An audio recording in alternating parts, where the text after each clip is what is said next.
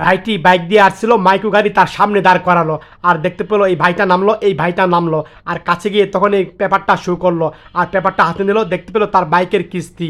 আর তখন বলল, ভাই আমাকে 2 দিন সময় দাও, আমি টাকা দিয়ে দিব তোমাকে। এইভাবে কথা বললো। আর বল, 2 দিন কেন, 1 দিনও সময় পাবা না, তুমি বাইকের চাবিটা আমাকে দাও। ভাইটা অবাক হয়ে গেল, নামো গাড়ি থেকে।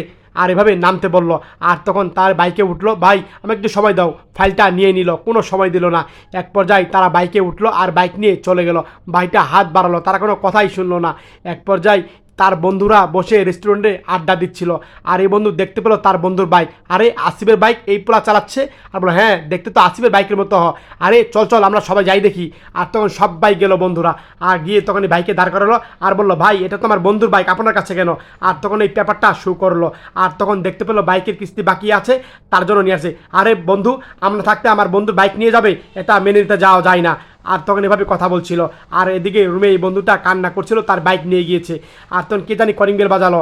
আর দেখতে পেলো বাহিরে বাইকটা। বন্ধু বাইক দেখে খুশি হয়ে দৌড়ে বাইকের কাছে গেল। আর তখন হঠাৎ করে মনে পড়লো, কিরে বাইকটা এই জায়গায় আসলো কেন? আর কে দিল বাইকটা? আশেপাশে লোকজন খুঁজছিল। আর দেখে এই বন্ধুরা বসে আছে। আর তখন বন্ধু বলে, কিরে কি হয়েছে? এভাবে কথা বলছে।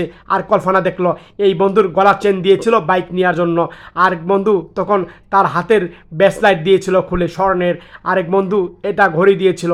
আরেক বন্ধু টাকা দিয়েছিল। যে যার কাছে যা ছিল সব কিছু দিয়ে বাইকটা নিয়েছিল তার বন্ধুর জন্য। এক পর্যায়ে বাইকটা নিয়ে তখন তার বন্ধুর কাছে সবাই গিয়েছিল এইভাবে। আর বন্ধু দাঁড়িয়ে দাঁড়িয়ে এটাই কল্পনা দেখলো। আর বন্ধুটা হাসি দিল, হাত বাড়িয়ে দিল, বুকে আই। আর তখন তারা সবাই এই বন্ধুকে বুকে জড়িয়ে নিল।